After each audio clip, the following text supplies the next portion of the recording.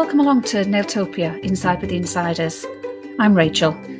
In this podcast, we're going to talk to some of the nail industry's biggest and brightest. But I want to get to know the real them. I want to know their real stories. So come with me as we take a peek behind the curtain. So today I'm talking to Helena Biggs of Scratch Magazine. Helena, please tell us all about yourself. Hi, well, thank you very much for having me, first and foremost. So, I am the managing editor of Scratch Magazine, and I've been at Scratch for, I think it's 12 years now, so quite a while.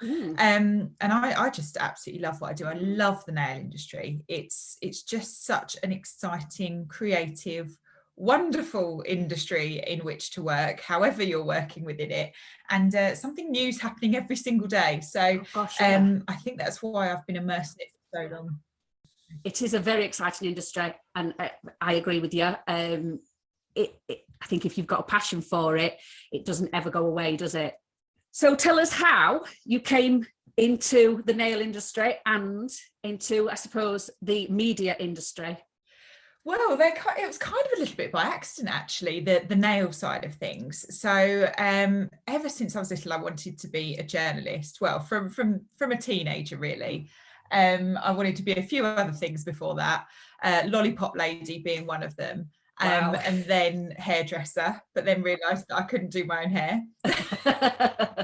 So let alone anybody else's. And I still can't to this day. It has two styles, up and down. Yeah, exactly. But it's just easy low maintenance kind of vibes. But I think from about a teenager, I always wanted to be a journalist. I was just excited about communicating with people. I've always been very chatty, and I just loved storytelling, and I love people. People are so interesting, and I wanted something that kind of fulfilled me and just gave me a lot of variety in a role. So I ended up studying journalism at uni. There was nothing else that I wanted to do at that point. Still isn't. And I did 3 years at university, and then I started out actually after graduating. I worked in TV and radio. Oh. So did the broadcast side of media, where I got to utilise my voice a lot and chat a lot. I had a drive time radio show, which I loved. Wow, that's fascinating. And also was working. It was fun. I mean, I wasn't great on the technical side. Like, I got the buttons a bit confused sometimes. There was a little bit of dead air for longer than there should be, but it was all a learning curve. It was wonderful, and definitely has helped with the Facebook Lives we're doing now and things like that. But really enjoyed that. And I was also working for a well-known chat show, as well as doing my drive time show. And then the stability wasn't great in that kind of arena. So I sought a journalism job in the print side of things. And when I was at uni, I was trained to do radio, TV and print journalism. So it was quite a versatile course. So I could kind of cherry pick where I wanted to go and what I wanted to do. But so I ended up working for a flooring and carpeting magazine, which I can't say was very me. Oh, a bit different. Yeah.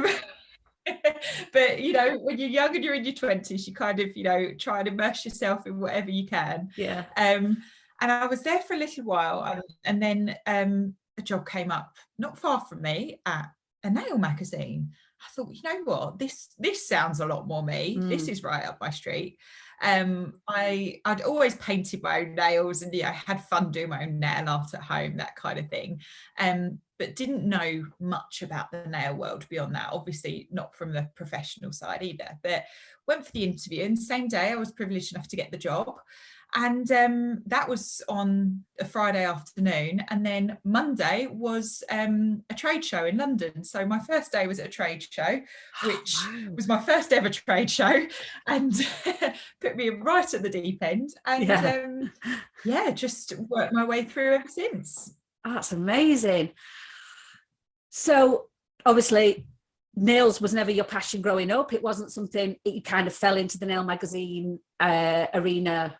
The industry, as you see it now, is it very, very different than how you saw it when you first started in the nail world? Have you seen these dramatic changes? Oh, hugely. I think that's probably what's kept me working within the nail industry for so long, because it is fascinating and it is so interesting, and it has changed so much. I mean, when I started, Scratch Magazine didn't really have a website. Social media wasn't a thing. Gel polish wasn't a thing. And so I've been there seeing all of those developments, and we all know how much social media has impacted our lives professionally and personally, from a business level, from a communicative level, from sometimes from a negative level as well. And also the evolution of gel polish was very much a huge boom for our industry. As we know, our magazine doubled in size because there were so many brands offering gel polish and people wanting to know how to use this amazing new system, and more people entering the nail industry. But then you get the downside, the downside where it was so easy to get and I say this in air quotes, nail qualification. Yes. We all know that the websites that sell them for £20 and become a fully fledged nail technician in a day, etc., etc. But fully qualified in 24 hours. Yeah. Exactly. I was just like, I still can't paint my own nails, let alone learn how to do anything else in 24 hours. And I think with that downside, we saw a lot more people wanting to know more about the nail industry, entering the nail industry, whether they were qualified to do so or not. But then on the consumer side, we were seeing the acceptance more of nail art. So wire nails became hugely popular. Probably about 4 or 5 years into my employed time at Scratch. And we just saw that explosion in the consumer market. It was more accessible to have nail art, and it was more well received as well. Businesses were allowing you to express yourself on nails. So it meant that nails in particular were talked about so much, and it meant that obviously nail professionals were in more demand. So I've seen a lot of differences, mostly positive. And when we say mostly positive, we talk about social media being this positive influence that's built up all of our careers. I know when I first started out 20 odd years ago, there definitely wasn't social media. Your friends had to recommend you to friends. So it has been a massive thing for people to be able to build better businesses. And I like to say, if you are good at the art, if you can create little canvases on the end of your fingers, that they don't just stay local anymore. They can go viral. They can be seen all over the world. So that's been brilliant for people's businesses. But the negative side of what social media can do to fragile, up and coming, or even established. I've had times where I've took myself out of nail groups because, not necessarily because somebody said something negative to myself, but that I've just thought, I'm in a place at the minute where I'm too fragile. I can't be part of that, and taking myself out. But I've definitely seen recently that the more positive voices are drowning out. We aren't accepting this even passive bullying anymore. Have you found that on a much wider scale being in media?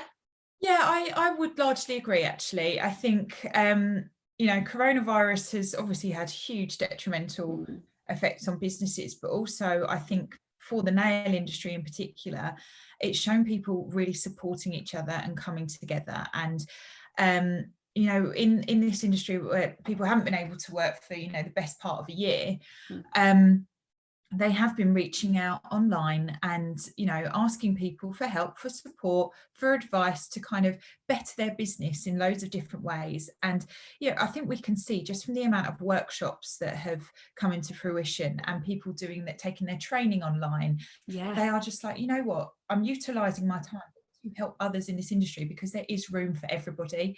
And that has been so heartwarming to see. And I think I wrote in one of my Ed's letters in one of the magazines earlier this year, how incredibly heartwarming that was, just to see how the industry has really pulled together and supported one another. And it definitely drowns out the noise.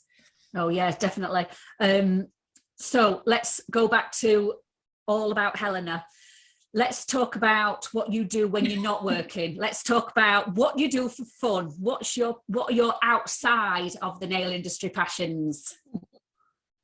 Or are you just like work? Me. I mean, work is a very big part of my life, and with social media, it doesn't stop. But I love what I do. There's the phrase that I think most people enter the nail industry because it doesn't feel like work. They love what they do, and yes, I'm working on the media side of things, but I do work a lot because I love what I do, and I love the industry, so I am immersed in it. But I'm not adverse to going down the pub with my friends and just, having a nice weekend over a glass of Savvy Bee and or 3, who knows, and just enjoying myself in that respect, I think. Yeah. Well, see you when we can for that bottle of Savvy instead. But yeah, I think I'd love to come out with some really great hobbies that I have, but I just don't. I'm your average 30-something who just enjoys spending time with friends, family, and I think more than ever when we are allowed to, that is just going to be right. Where can we go for brunch? When can I see you? Let's catch up. And that's my chill out. That's my relax. Spending time with friends and family. Yeah, mine too. So same hobbies as myself. A nice little glass of wine of an evening. So going forward over the next couple of years, when we do come out of lockdown, what are you thinking are going to be the way that the nail industry direction is going to go? I mean, there's been an awful lot of talk in the last couple of weeks about regulation, and then we talked about your first day was within a trade show, that there are going to be a lot more of these events where businesses can meet their clients. Do you think that's the way that the industry will go, more towards trying to get a more personal relationship with consumers?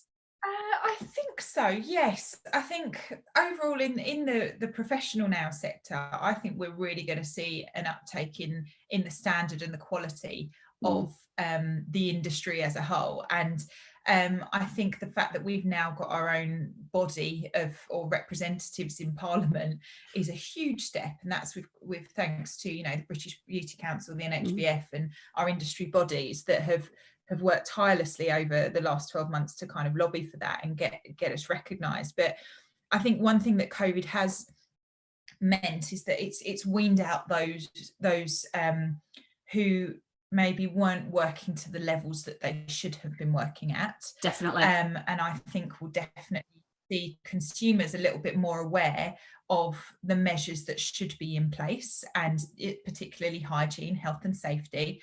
And I think obviously people have had to up their game due to COVID in terms of PPE and health and safety.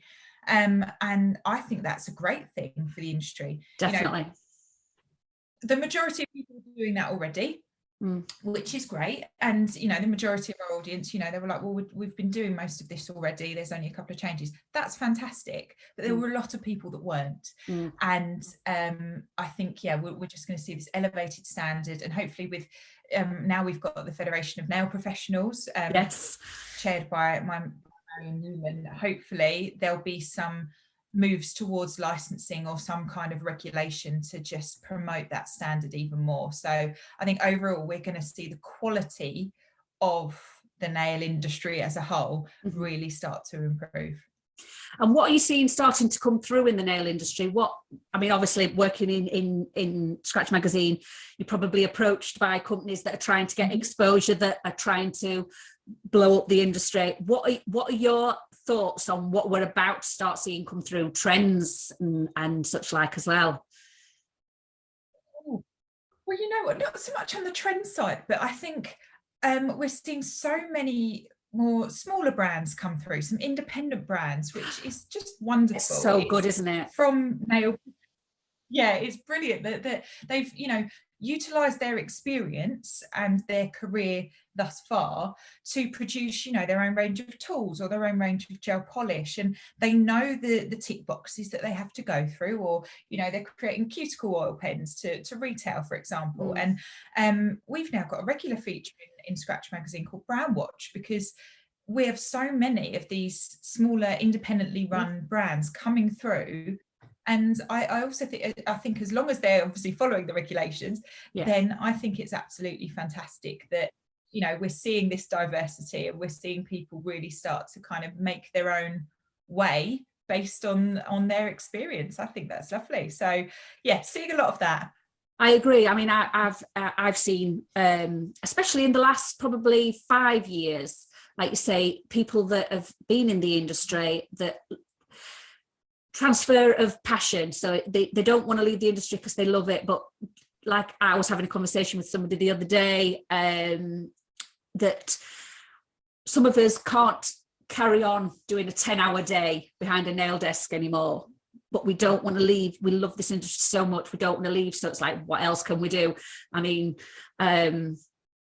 podcasts might not pay me, but it will mean that if I'm not at my nail desk, at least I'm still talking to nail techs, I'm still talking to people in the industry, and my passion can still stay there.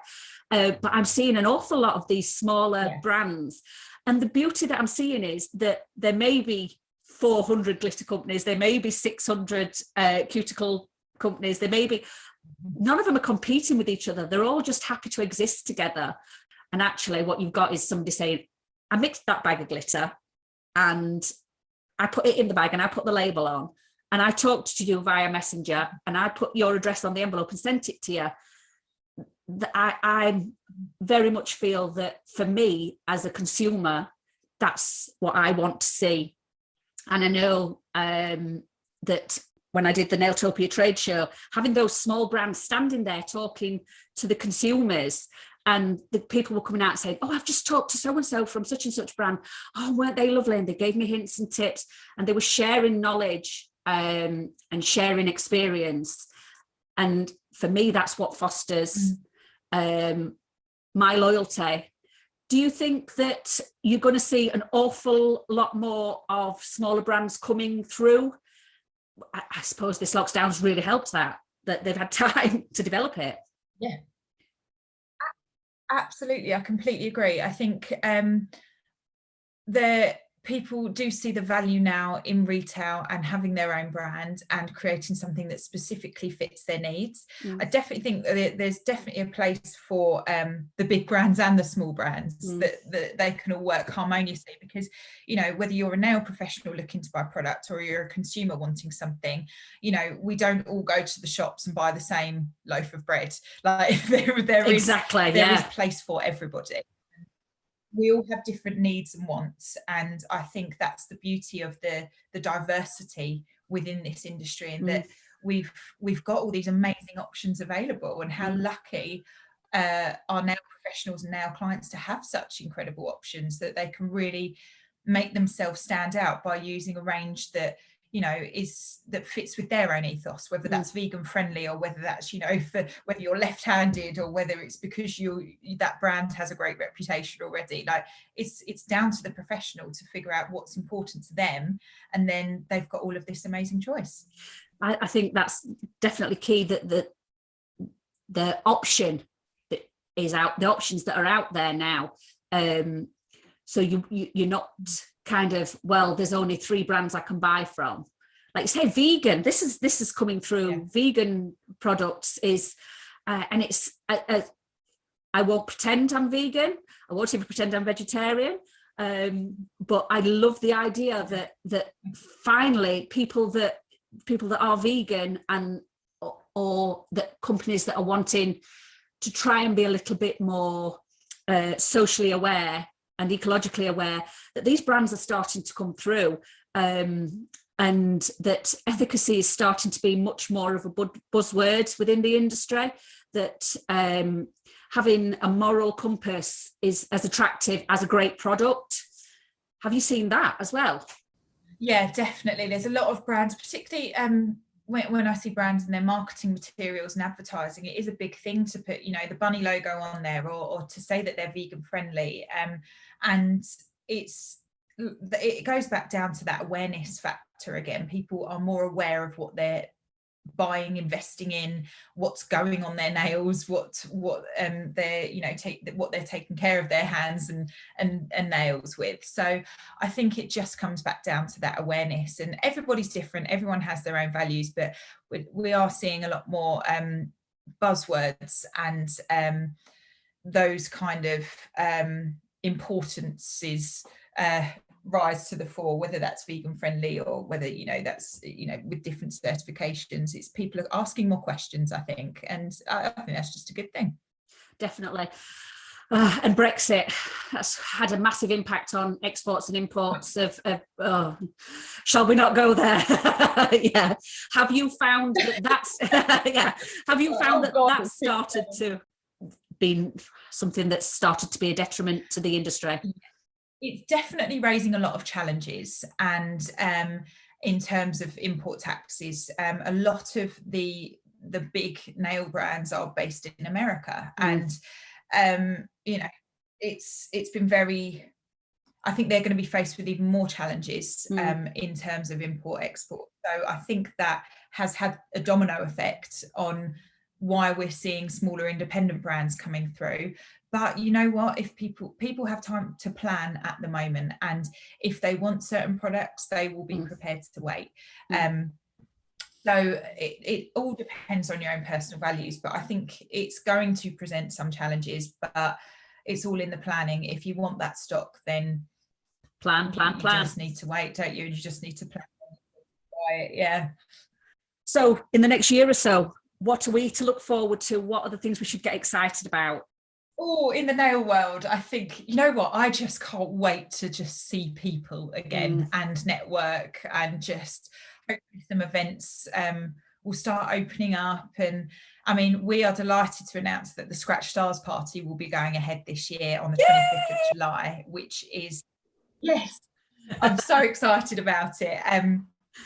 So basically, the Scratch Stars party obviously had to be postponed last year, which meant our Scratch Stars Awards finalists didn't get to compete last year. So they will be competing at the end of May. And the party on the 25th of July in London will announce the winners, but it's also a networking event, and it's fun. There's loads of savvy beef, Rachel. There will be some cocktails, there'll be some entertainment. And I'm so excited for it, because I'm seeing it as a, you know what, this is possibly the first time in over a year that the nail industry will just be able to get together, have some fun, have a laugh, chill out, see their friends, and hopefully, fingers crossed, give them a hug. So, oh God, hugs. Oh, I miss hugs. Oh.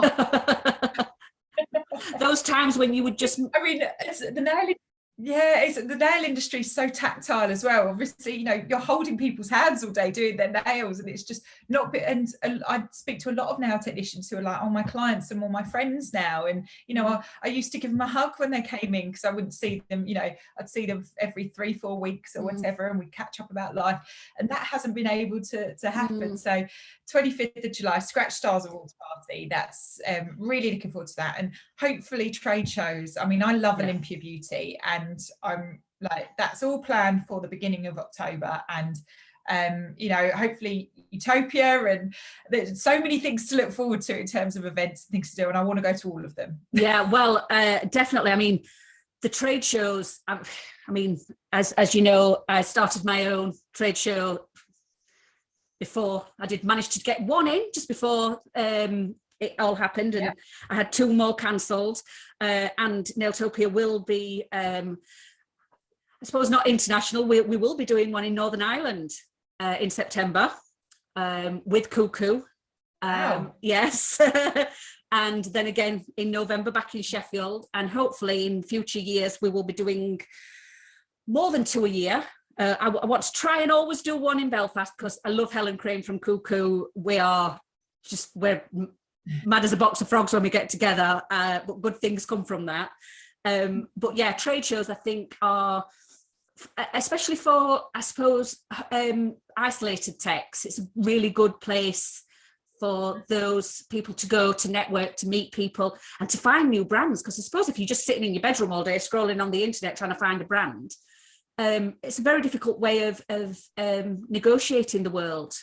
Yeah, you're so right. I think that's such an important point about, there are so many more nail technicians now working on a mobile basis, working on their own. And, yes, you've got your Scratch magazine, you're on social media, but, I think it's so important to kind of put yourself out there and just go to these events, because you can get caught in an online wormhole. And, there is more out there rather than just sitting at a screen. Like, go and talk, go and find out about these new techniques and products that we've featured in Scratch, but it's important to go and see them for yourself. Maybe go and see the demos, and talk to someone that you never know how they could help your business or how you could help them.